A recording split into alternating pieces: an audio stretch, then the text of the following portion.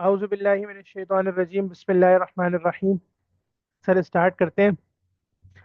एक पास पेपर है हमारे पास एएस अकाउंटिंग का रेशियो एनालिसिस पर एक अच्छा सवाल है। ऑल दो एक 15 नंबर का सवाल है, लेकिन हाँ सर चीज़ें सीखने के लिए इसमें बहुत सारी हैं। ठीक है। अच्छा, हमारे पास कहता है gills a soul trader provided the following information for the year ended 31 March 2020। ठीक है जी। अच्छा, closing inventory was valued at 40,250 which was 15% higher than the opening inventory। Sir ये 40,250 जो है ना, ये 15% हायर है क्लोजिंग इन्वेंट्री के मुकाबले में। ओ, ओपनिंग इन्वेंट्री के मुकाबले में ये क्लोजिंग इन्वेंट्री है 40,250। ये 40,250 15% हायर है किसके मुकाबले में सर? आपका दैट इज ओपनिंग इन्वेंट्री के मुकाबले है। रेट ऑफ इन्वेंट्री टर्नओवर मुझे दिया हुआ है 8 टाइम्स। ठीक है। इन्वेंट्री टर्नओवर दिया हुआ है, कीपिंग इन माइंड। अच्छा, ग्रॉस प्रॉफिट मार्जिन हमें दिया हुआ है 30%। सही है। अच्छा, फिर हमारे पास दिया हुआ है all sales and purchases were made on credit. Sir इसका मतलब है हमें प्रोपोर्शनेट कुछ भी नहीं निकालना होगा। ठीक है। ट्रेड रिसीवेबल दिया हुआ है हमें at 31 March 2020 worth 30,000 before accounting for an irrecoverable debt of 2,000। Closing trade receivable हमें दिया हुआ है 38,000 का, और ये 38,000 before accounting for an irrecoverable debt है 2,000 का। और इस पर हम 3.5% का ट्रेड रिसीवेबल भी मेंटेन करेंगे। ठीक है। और हमारे पास दिया हुआ है ट्रेड पेबल्स 31 मार्च 22,000 पर। ठीक है जी। फिर कहते हैं calculate the sales for the year ended 31 March 2020। अच्छा सर, मैं रिक्वेस्ट ये करूंगा कि आप लोग इसको जब देख रहे हो इस रिकॉर्डिंग को, तो आप क्या करेंगे, इस रिकॉर्डिंग को यहाँ पर पॉज करेंगे और इसको पहले अटेम्प्ट करने की कोशिश करेंगे। ठीक है, अटेम्प्ट करें इसको।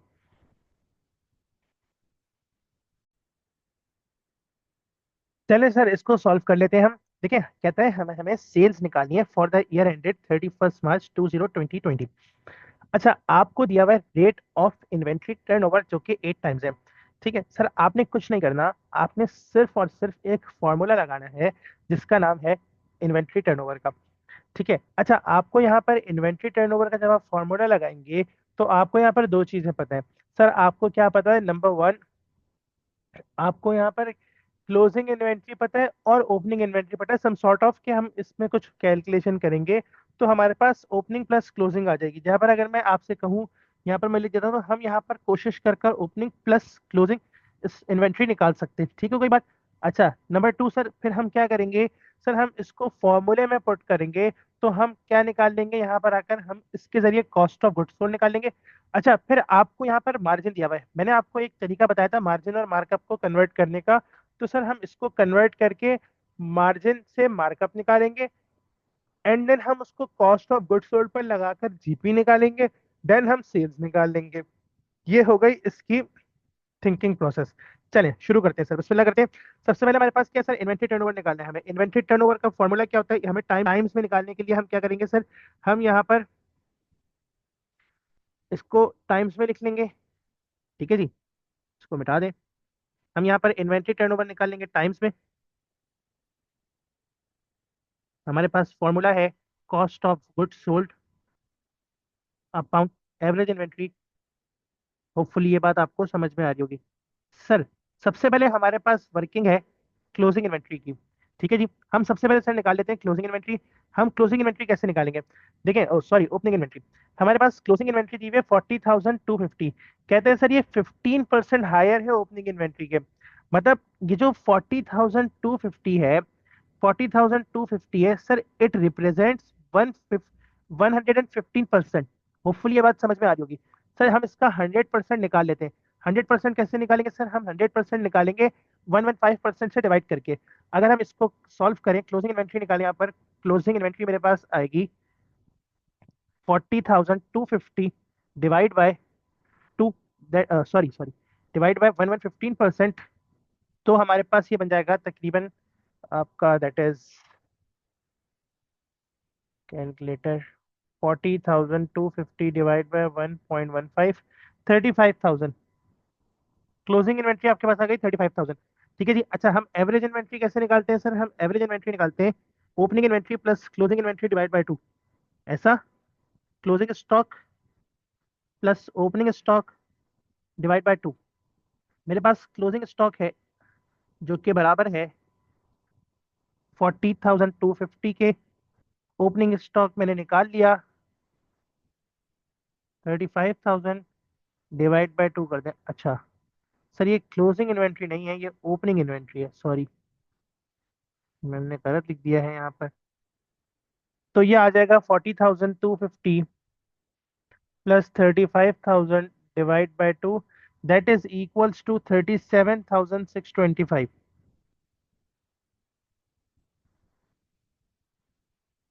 ये मेरे पास आ गया एक कंपोनेंट जिसका नाम है एवरेज इन्वेंट्री। ठीक है।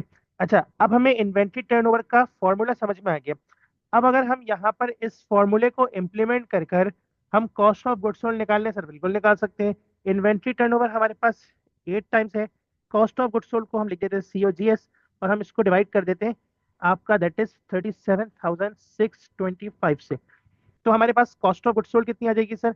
हमारे पास कॉस्ट ऑफ गुड्स सोल्ड आ जाएगी तकरीबन तकरीबन 37,625 into 8, that is equals to 301,000। तो हमारे पास कॉस्ट ऑफ गुड्स सोल्ड आ गई। अब बचा क्या? अब हमें इस 301,000 से हमें निकालना है क्या? हमें निकालना है आपका, that is gross profit margin.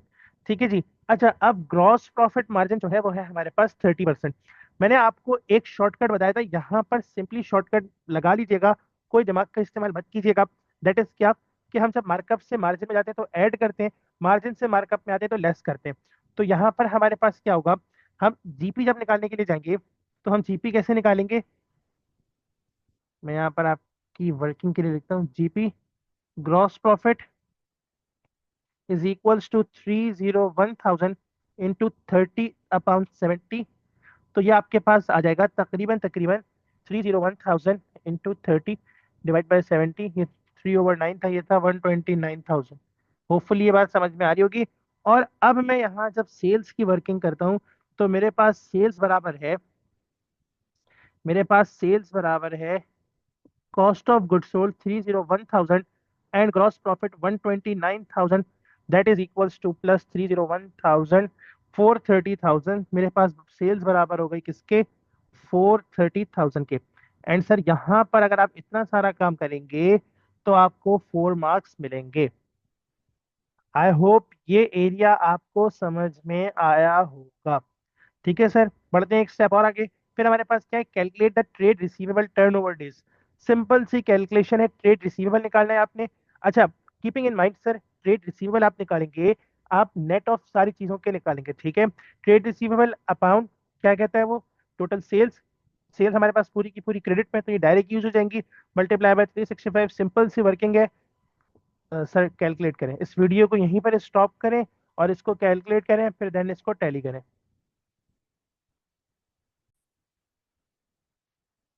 अच्छा सर, एक चीज और समझते हुए चलिएगा, ये तो मैंने आपको ट्रिक से करवाया, ये मैंने आपको ट्रिक सिखाई हुई थी एग्जाम में यूज करने के लिए, ताकि इससे आपका रिस्क कम हो जाए गलत करने का। ठीक है। अच्छा, अगर हम इसको सोचें तो हमारे पास सिनेरियो क्या बनता है?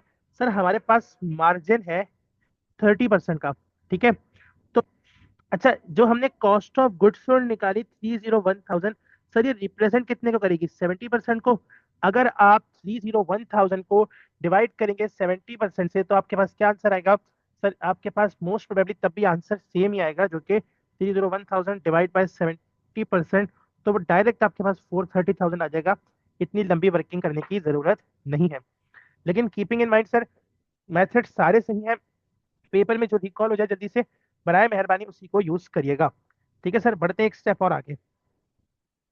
ट्रेड रिसीवेबल टर्नओवर के पास चलते हैं। सर हमारे पास ट्रेड रिसीवेबल टर्नओवर का फॉर्मूला क्या होता है? ट्रेड रिसीवेबल, अच्छा डेज में मांगा है तो ट्रेड रिसीवेबल टर्नओवर डेज में ही होता है बाय द वे। तो हम क्या फॉर्मूला लगाएंगे? Trade receivable upon credit sales multiply by 365। अच्छा, सबसे पहले हम निकाल लेते हैं क्रेडिट सेल्स, हमारे पास 430,000 बिल्कुल सिंपली गिवन है। हम निकाल लेते हैं ट्रेड रिसीवेबल। अच्छा, यहाँ पर आपको थोड़ा सा सोचना पड़ेगा। यहाँ पर थोड़ा सा एग्जामिनर ने बेड डेट के कॉन्सेप्ट को टेस्ट किया है। ट्रेड रिसीवेबल, जरा यहाँ पर समझिएगा। देखिए, यहाँ पर आपके पास ना क्वेश्चन में क्या दिया हुआ है, कहते हैं ट्रेड रिसीवेबल एट 31 मार्च। सर ये मेरे ईयर एंड पर 38,000 के ट्रेड रिसीवेबल थे। ठीक है जी, ईयर एंड पर 38,000 के ट्रेड रिसीवेबल थे। ठीक है, कोई बात। अच्छा, इसमें से 2,000 के इररिकवरेबल थे, जो कि मैंने अभी तक राइट ऑफ नहीं किया, उसने लिख के दिया और हाईलाइट भी कर दिया, before accounting for an irrecoverable debt. मतलब इस 38,000 में इररिकवरेबल डेट का इम्पैक्ट नहीं है, इम्पैक्ट ऑफ बैड डेट नहीं है, हमें इसमें डालना पड़ेगा। फिर इस पर कोई अलाउंस भी मेंटेन नहीं हुई, हम करके उस पर अलाउंस मेंटेन करेंगे। तो मैं यहाँ पर ट्रेड रिसीवेबल निकाल लेता हूँ नेट। ठीक है, नेट ट्रेड रिसीवेबल निकाल लेता हूँ। मेरे पास अमाउंट होगा 38,000 माइनस 2,000, तो ये मेरे पास नेट ट्रेड रिसीवेबल बन जाएगा, दैट इज इक्वल्स टू 36,000। अब मैं इस पर प्रोविजन भी मेंटेन करूंगा। मैं प्रोविजन मेंटेन करूंगा इस 36,000 पर। इस 36,000 का कितना परसेंट? सर इस 36,000 का 3.5 पर मेरे पास बनेगा तकरीबन इंटू 3.5%, 1260। मेरे पास प्रोविजन फॉर डाउटफुल डेट कितना आ गया? Provision for doubtful debt, that is equals to doubtful debt पूरा लिख दें, क्योंकि कुछ हमारे भाई फिर बाद में सोचेंगे डीडी क्या लिखा है। तो ये आ जाएगा 1260। तो अब हमारे पास ट्रेड रिसीवेबल का नेट अमाउंट कितना आ गया? मैं अगर ये निकालना चाहूँ तो ये बन जाएगा ट्रेड रिसीवेबल। अच्छा, अब मैं दोबारा 2,000 माइनस नहीं करूंगा, या तो मैं यहाँ पर 38,000 माइनस 2,000 माइनस 1260 कर दूंगा, या मैं यहाँ पर 36,000 माइनस 1260 कर दूंगा। तो मेरे पास आ जाएगा 36,000 माइनस 1260, 34,740 का मेरे पास ट्रेड रिसीवेबल आ जाएगा। होपफुली ये बात आपको समझ में आ रही होगी। चले सर, बढ़ते हैं एक स्टेप और आगे। और अब हम क्या निकाल लेते हैं यहाँ से? Trade receivable turnover. अच्छा, टर्नओवर निकालने के लिए मेरे पास सिंपल सा फॉर्मूला है। मेरे पास क्रेडिट सेल्स भी दी हुई है सवाल में। वो क्रेडिट सेल्स कितने की है? वो है 430,000 की। 34,740 divide by 430,000 multiply by 365। 34,750 divide by 430,000 multiply by 365। Sir ये आ जाएगा अप्रोक्सीमेटली, हमेशा राउंड अप करके लिखेंगे, 30 डेज। ठीक है, कोई बात। अच्छा, होपफुली आपको ये वाला पॉइंट समझ में आ गया होगा कि ये 30 डेज कैसे आ गया। हमेशा राउंड अप करेंगे, राउंड डाउन नहीं करेंगे। ठीक है जी, बढ़ते हैं एक स्टेप और आगे। और सर अब हम क्या निकालते हैं? Calculate the trade payable turnover days. Sir video को पॉज करें, इसको सॉल्व करें, देन हम मूव ऑन करेंगे। चले sir, trade payable turnover days भी निकाल लेते हैं। आसान सा काम है, सिंपल सा काम है, बेसिक सा काम है। सिर्फ आपको चाहिए होंगी परचेजेस। ठीक है, एज हमने cost of goods sold calculate कर ली थी सवाल में, जो कि थी, ओ सॉरी, सवाल में दी हुई थी, नहीं सवाल में दी हुई नहीं थी, हमने खुद कैलकुलेट करी थी।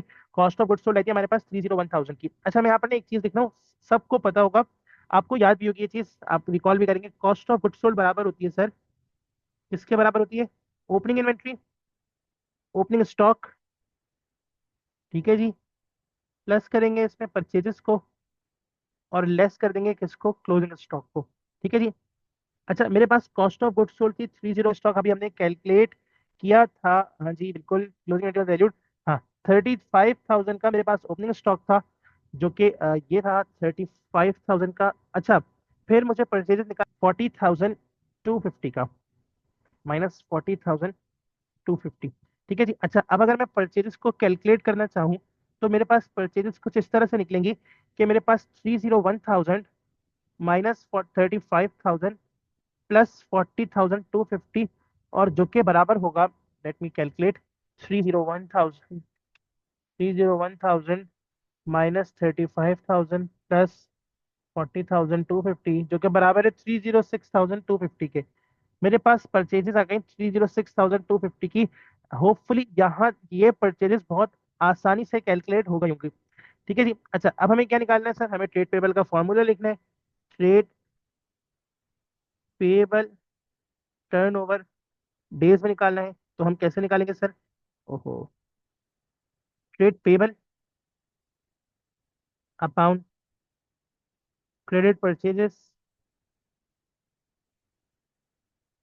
Multiply by 365। अच्छा, हमारे पास क्वेश्चन में ट्रेड पेबल दी, ठीक है जी। अच्छा, ट्रेड पेबल बराबर है 22,000 के और मेरे 250 के, तो ये बन जाएगा आपके पास 22,000 डिवाइड बाय 306 250, और ये हो जाएगा मल्टीप्लाई बाय 365। तकरीबन तकरीबन 27 डेज आंसर आपका आ जाएगा। होपफुली ये बात आपको समझ में आ रही होगी। ठीक है सर, ये आसान 4 नंबर थे। मतलब अगर इस सवाल में देखा जाए तो जिसने पहला पॉइंट पिक सही कर लिया होगा उसके लिए बकिया सवाल, पहला पार्ट जिसने सही पिक कर लिया उसके लिए बकिया सवाल कंपैरेटिवली आसान हो गया। और जिसने पहला पॉइंट गलत पिक किया होगा तो थोड़ा सा आंसर, वैसे बाकी के दोनों पॉइंट आसान थे लेकिन ओवरऑल आंसर आपका फिर सही आता जाएगा। 306 250 मल्टीप्लाई बाय 365। जी सर, ये 27 डेज सही है। अच्छा, कहता है explain the effect on the liquidity of Gill's business of your answer, of your answers to B and C. ठीक है जी। अच्छा, मैं आप आपसे रिक्वेस्ट करूंगा, इसके लिए एक छोटा सा परक्विजिट है। आप यहाँ पर साथ साथ इन्वेंट्री टर्नओवर को भी निकाल लीजिएगा। ठीक है, जल्दी से इसको लिखें, फिर हम इस पर डिस्कशन शुरू करते हैं। ठीक है, वीडियो को पॉज करें, इसको लिखें, फिर हम आगे बढ़ेंगे। चलें सर, अब हमारे पास एक आखिरी एरिया है जिसका नाम है explain the effect on the liquidity of Gill's business for your answer to B and C. Sir, हमें इस आंसर को answer B and answer C की हेल्प से बताना है कि यहाँ पर क्या सिनेरियो बन रहा है। अच्छा देखिए, हम जो है ना ट्रेड पेबल्स को ज्यादा कम टाइम दे रहे हैं। मतलब हम ट्रेड पेबल्स को कितना टाइम दे रहे हैं? सर, हम ट्रेड पेबल्स को 27 डेज दे रहे हैं कि भाई हम आपको 27 दिनों से आपका आपसे क्रेडिट ले रहे हैं। मतलब हम उनके उनसे 27 डेज का क्रेडिट ले रहे हैं। लेकिन हम अपने कस्टमर्स को कितना क्रेडिट दे रहे हैं? हम क्रेडिट दे रहे हैं 30 डेज का। ठीक है, हम अपने कस्टमर्स को क्रेडिट दे रहे हैं 30 डेज का। मतलब क्या हुआ, हम जल्दी पे कर रहे हैं कस्टमर, जल्दी रिसीव कर रहे हैं। सॉरी सॉरी, एक मिनट। हाँ, हम ट्रेड पेबल से जो हमने टाइम लिया वो कम है। मतलब हमें क्या करना है, हमें क्या करना है, हमने जो कस्टमर को अलाउ किया टाइम 30 डेज वो ज्यादा है। ठीक हो गई बात? क्लैरिटी है? मतलब हमें जल्दी क्या बोलते हैं आपका, दैट इज पेबल्स को पे करना है और कस्टमर से हम बाद में रिसीव करेंगे। क्या ये बात समझ आती है? ठीक है, तो हमारे पास ये एडवर्स इम्पैक्ट क्रिएट करेगा हमारी लिक्विडिटी पर। ठीक हो गई बात? अच्छा चलें सर, इसका आंसर भी देख लेते हैं यहाँ पर आकर। हमारे पास ये इसका आंसर है कि द रिसीवेबल पीरियड इज, एक मिनट, the receivable turnover period is greater than the payable turnover period. ये बात हमने डिस्कस कर ली। This result in them paying suppliers before receiving settlement from customers. This will have an adverse impact, हमारी liquidity पर adverse effect create होगा because of the reason. Sir, इस adverse impact का रीजन क्या होगा? सर, इस एडवर्स इम्पैक्ट का reason होगा कि हम क्या कर रहे हैं, रिसीवेबल टर्नओवर पीरियड हमारा ग्रेटर है किससे सर? पेएबल टर्नओवर पीरियड से। ड्यू टू दैट रीजन हमारे पास मसला क्या हो रहा है कि हम जो है सप्लायर्स को जल्दी पे कर रहे हैं और कस्टमर से बाद में रिसीव कर रहे हैं। क्या ये बात समझ आती है? ठीक है, एक छोटा सा सवाल था, 15 नंबर का सवाल था, और जिसमें चीजें बहुत ज्यादा आसान थी। मतलब कोई चीजें इसमें मुश्किल नहीं थी। आई होप आपको ये अच्छी तरह समझ में आ गया होगा। सर, इसमें पहला वाला एरिया टेक्निकल था, बराए मेहरबानी इसको अच्छी तरह समझिएगा। उसके अलावा बाकी पूरा सवाल बिल्कुल ट्रेडिशनल सवाल था, चीजें सेम थी। Thank you very much, Allah Hafiz.